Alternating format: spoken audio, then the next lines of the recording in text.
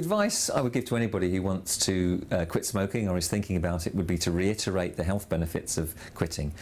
I would tell them that their risk of heart disease would fall dramatically within a relatively short period of time. Their risk of developing cancers, not just of the lung, but of the throat, of the mouth, of the gullet, the kidneys, pancreas, they would all seriously reduce as well. I'd tell them about the money they're going to save, the fact that their clothes aren't going to smell of tobacco, that they're not going to have staining of their fingernails and fingers, and that they can get by, they can deal with any emotional issues which make them smoke in a healthier way. In my practice, I've come across many scenarios where people have smoked for a long time. One of the saddest occasions was the death of a patient who was very dear to me, who had been a lifelong smoker and actually died in awful circumstances, where his lung tumour had eroded through to his gullet from his main windpipe, and he'd lost a lot of blood at the breakfast table in front of his children.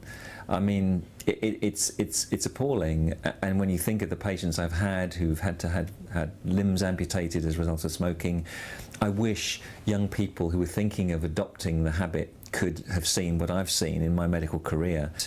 Nicotine itself is not the biggest danger, it's tobacco itself and the smoke that comes from tobacco, because that contains the tar, which is so damaging to the lungs and can increase the risk of things like lung cancer.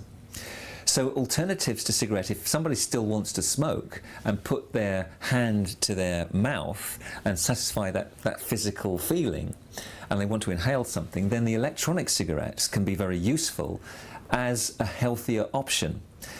So in an ideal world you'd quit altogether, but if you don't want to or you can't, then the electronic cigarette has considerable benefits. What are those benefits? Well, no tobacco, no smoke for a start.